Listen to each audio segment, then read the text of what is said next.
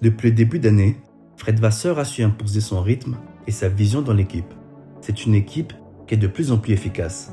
En face, Toto, après 8 ans de domination et de belles pubs marketing sur la marque à l'étoile, avec un community manager très inspiré, est en perte de vitesse.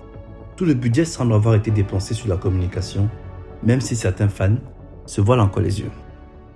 Franck, allez, c'est l'heure de parier. Qui finit deuxième au constructeur? Je peux pas faire autre chose qu'aller sur Ferrari. Et toi? Mercedes. Les amis, restez connectés. On vous dit comment Franck et moi, on en est arrivé à avoir des avis divergents. Ferrari et Mercedes se donnent rendez-vous à Abu Dhabi pour en découdre. Les mots sont forts entre les teams principaux. C'est Franck Montagnier qui pose la question à Vasseur, lui disant Mercedes, au final, Abu Dhabi, c'est un grand prix où ils ont l'habitude d'être forts. Et Fred Vasseur qui répond oui, ils avaient aussi l'habitude d'être forts au Brésil. On a vu ce qui s'est passé. Donc clairement, il y a un petit jeu d'acteurs entre les teams principales. Les deux vraiment veulent la victoire. Vasseur qui dit que Mercedes a peut-être fait jouer son veto sur la pénalité de Carlos Sainz, alors que c'est pas de sa faute si la voiture a été en mille morceaux. Bref, il y a un vrai jeu dans les coulisses, les amis, qui se joue. Mais comptablement parlant, il y a des choses à observer. Et pour ça, on a préparé des graphes. Parce que évidemment, sans graphes, on ne sait pas apporter de la matière à nos paroles. Regardons ces graphes justement qui présentent la différence avant et après la trêve estivale. Ferrari avant la trêve estivale, c'est 191 points au championnat constructeur. Et après la trêve estivale, ils ont engrangé 197 points, les amis. Mercedes. Alors qu'il y avait moins de courses. Mercedes, c'est 247 points avant la trêve et 145 points après. Pratiquement 100 points perdus. Regardez les deux courbes en dessous, les deux disques, les deux camemberts pour ceux qui font un peu de mathématiques. 56% à l'avantage de Mercedes avant contre 58% à l'avantage de Ferrari après. La dynamique s'est inversée, les amis. Certes, on a l'impression que Mercedes a apporté des évolutions. Depuis qu'ils ont apporté ce plancher, la voiture allait être volée, mais sur le papier. Au final, c'est catastrophique. Austin, la voiture était magnifique. Il arrive à pratiquement 2 secondes de Max Verstappen. C'est une réussite totale. La voiture a donné tout ce qu'elle pouvait, mais disqualification. Grand Prix de Jeddah, Lewis, accident au premier tour. Il n'y a que Russell qui engrange les points. Pardon, Qatar. Merci, je te remercie. Il n'y a que Russell qui engrange les points. Brésil, ils sont nulle part. Nulle part. Le Grand Prix où on se disait on va avoir la victoire. Mercedes, catastrophique. On arrive ici à Las Vegas, ça fait 7-8. Donc, clairement, il y a un problème chez Mercedes. Est-ce un problème de réalisation plus qu'un problème de performance? Est-ce un problème de qualification plus qu'un problème de course? Ça se joue vraiment à couteau tiré. Regardons encore ce schéma. Les points par course et la position moyenne à l'arrivée. Ferrari, 21,9 après la trêve estivale contre 15,9. On parle bien des points par course. Donc Ferrari engrange en moyenne 6 points, 6,2. Non, 5,2. 6 points. 6 points par course. 6 points de plus que par rapport à avant la trêve, oui. C'est incroyable. C'est incroyable. Et Mercedes, totalement en retrait. Pratiquement 4,5 points par course en retrait. Et donc, quand on regarde tout ça, on a envie de se poser une question. La question qui brûle les lèvres, la question qui brûle la gorge. Les amis, c'est qui la deuxième force? Qui est la deuxième force au final de cette saison? Franck, je te lance cette question. Pour moi, la deuxième force, et ça va vraiment à l'encontre de l'état du classement aujourd'hui, pour moi, la deuxième force sur l'ensemble de la saison, c'est Ferrari. Déjà, qu'on part sur, certes, Ferrari n'a pas été verni au niveau du nombre de podiums, quoique c'est quasiment la même entre Ferrari et Mercedes aujourd'hui. Si on part sur la perf pure de la voiture, en termes de pole, il n'y a pas photo. Une pole chez Mercedes contre 6 chez Ferrari.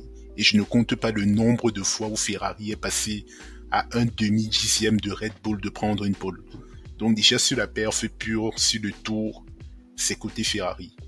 Maintenant, si on part sur la course, depuis que Ferrari, comme tu as dit, à la sortie de la trêve estivale, a arrangé ses problèmes de gestion de pneus, il n'y a plus photo entre les deux. Je veux dire, il faut dire les termes. D'un côté, on a une Ferrari dont les forces, c'est avoir une bonne qualif et de la vitesse de pointe, ce qui lui permet de partir mieux et d'être dur à doubler. Et l'autre côté, tu as Mercedes dont la force, c'est une meilleure gestion des pneus qui les rend performants en course. Mais le problème, c'est qu'ils ne font pas de la performance en course, ils font du rattrapage de la veille. Exactement. Parce qu'en fait, la veille, ils se manquent en qualif quasiment une fois sur deux. En fait, il n'y a jamais eu les deux pilotes Mercedes qui ont performé en qualif en même temps. C'est toujours un qui part dans les 2-3 premières lignes et l'autre qui sort prématurément en Q2. Donc, vraiment, où mettre cette voiture? Et même, mon dernier argument pour dire que Mercedes n'est pas deuxième force, c'est penchons-nous et demandons-nous quand est-ce qu'on a eu l'impression que derrière Red Bull, c'était Mercedes l'épouvantail du week-end. Déjà, quand ils arrivent le vendredi, on sait pas là où ils sont. Eux-mêmes, ils ne savent pas. Tantôt, ils sont pas au-dessus du top, en dehors du top 10. Tantôt, ils sont deuxième et après, ils se qualifient sixième. Donc, on n'a jamais eu un week-end, à part à Melbourne, où on s'est dit, oui, Barcelone aussi, où on s'est dit, là, Mercedes, c'est la deuxième force. Alors que McLaren, par exemple, pendant 5 grands prix d'affilée, après la trêve estivale, il n'y avait pas photo qui était la deuxième force, c'était McLaren. Ferrari, quand elle pose sa voiture à Monza, à Singapour ou à Las Vegas, elle roule sur tout le monde. Donc, franchement, j'ai du mal, en fait. Tu as utilisé l'analogie de l'élève moyen et de l'élève fort dans des catégories. Mercedes, c'est l'élève moyen qui est toujours là, mais ne crève pas l'écran. Alors que Ferrari, c'est l'élève très fort dans quelques matières, qui peut tomber en anglais, mais qui va avoir 18 en maths. Donc, quelle est ton école? Moi, je préfère être quelqu'un qui va aller chercher une victoire parce qu'il est très fort quelque part, que celui qui ramène toujours 12, 13 à la maison. On peut pas le taper sur les doigts parce que il a une bonne moyenne, mais on peut pas non plus le féliciter et appeler les oncles pour dire l'enfant il est très fort parce qu'en fait il est moyen quoi. Donc, moyen à l'échelle de Mercedes. Bien sûr, on parle pas de Haas. Écoute, c'est très clair, c'est très clair. Je sais pas si on va jouer un jeu de thèse antithèse parce que honnêtement, je soutiens ta thèse.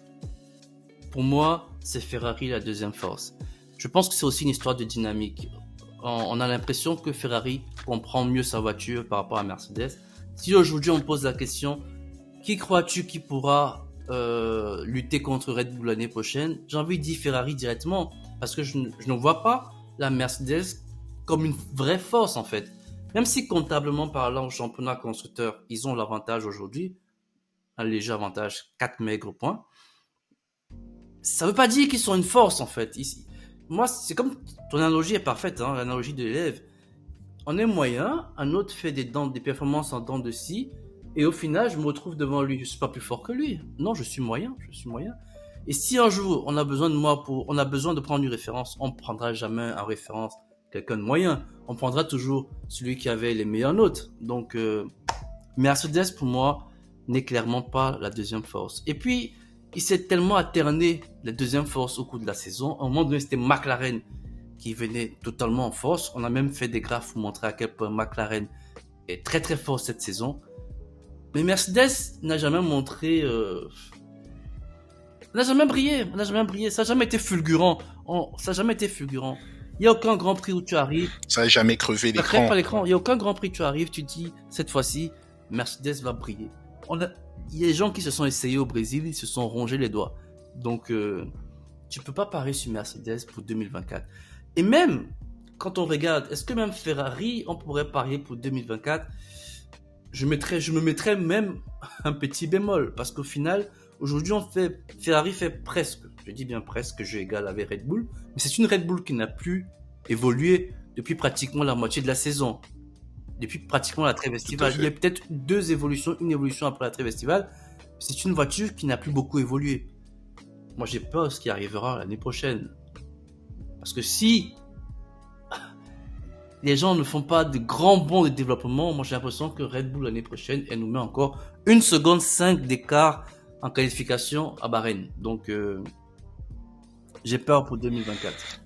Limite, j'ai envie de poser le dossier McLaren. Est-ce que McLaren ne serait pas notre meilleure chance d'avoir un championnat serré? Parce que ce sont les seuls qui, du début à la fin du championnat, ont su amener une dynamique positive à partir du moment où ils ont commencé leur développement.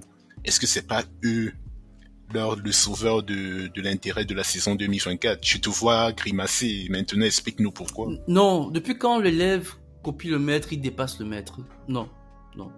C'est pas l'élève Dan Fallow chez McLaren qui va dépasser Adrian Newey chez Red Bull. Moi j'y crois pas. Excuse-moi, j'y crois pas. Ils réussissent plus ou moins à s'approprier le concept de la Red Bull. Ils la comprennent tant bien que mal, parce qu'on a quand même vu qu'ils sont venus à Las Vegas avec le concept de Bing Wing de la Red Bull. Et ça n'a pas vraiment marché en essai. Je pense même qu'ils ont rétro-pédalé, ils sont venus en arrière pour un réglage similaire à ce qu'ils avaient au Grand Prix précédent. Non. Au mieux, ils vont titiller Red Bull, mais pas dépasser Red Bull. Est-ce que Norris, au final, c'est le pilote qui va aller chercher Max Verstappen? Je sais pas. Sur la grille, il n'y en a pas 4 pilotes qui ont la vista de Max Verstappen. Franchement, on a Max, Lewis, Alonso. Et Leclerc quand il se crache pas. Et Leclerc quand il est très concentré. Mais est-ce qu'il peut rester concentré suffisamment le long d'une saison? Parce qu'on a vu un Max Verstappen qui ne fait pas d'erreur. C'est un pilote chirurgical. Il s'endort jamais. Non, il faut un pilote qui soit propre toute une saison en fait. Et il n'y en a pas beaucoup. Et donc quand tu vois que la Mercedes n'a pas l'air d'être propre, tu vois que Aston Martin n'a pas l'air d'apporter un développement qui va dans le sens d'un développement. Il a l'air plutôt d'aller dans le sens d'un rétro-pédalage. 2024 pour moi, j'ai pas hâte. Je suis navré mais j'ai pas hâte. Mais ça va être le sujet de la preview de 2024. Ne mettons pas la charrue avant les bœufs. Laissons le temps d'y croire. Pas trop d'émotion pour l'instant. Mais dernière question pour fermer ce sujet de débat Mercedes Ferrari. Franck, allez, c'est l'heure de parier. Qui finit deuxième au constructeur? Moi, je suis quelqu'un qui suit énormément les sports collectifs, le basket, et il y a ce qu'on appelle la dynamique. Et là, aujourd'hui, franchement, la dynamique est tellement contre Mercedes que je peux pas faire autre chose qu'aller sur Ferrari. Déjà, quand tu regardes Abu Dhabi, circuit extrêmement moteur, avec des virages rapides. Certes, il y a ce troisième secteur un peu lent qui peut plaire à Mercedes, mais ça va être compliqué. L'année dernière, Abu Dhabi s'était joué sur la gestion pneumatique avec une Ferrari qui avait réussi à faire Pete Perez une deuxième fois pour après aller au bout. Donc peut-être Mercedes peut tenter quelque chose, mais ça va être très intéressant. Mais moi, je donne ma part à Ferrari. Et toi? Mercedes. C'est pas pour faire une thèse antithèse, hein.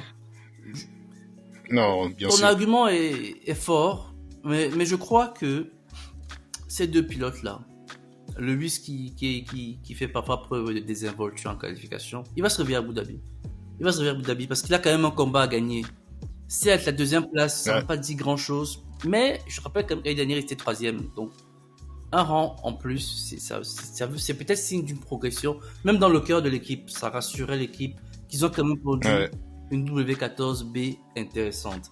Donc, je crois que Russell et Lewis vont faire des choses intéressantes. Ça va vraiment se jouer Leclerc, Lewis, Russell, Carlos Sainz. Je crois que ce sera là le duel et ce sera vraiment, vraiment intéressant à suivre. On sait que Russell, c'est pas l'un des pilotes les plus tendres. Donc, ça va être... moi, je pense vraiment ça va être un combat d'orgueil. Là, je te rejoins totalement. Les pilotes, ils vont prendre sur eux d'aller chercher cela. Et je pense ça va être, si des Mercedes et des Ferrari se rencontrent sur le circuit, ça va être très, très, très musclé, je pense. Attention les étincelles, attention le carbone.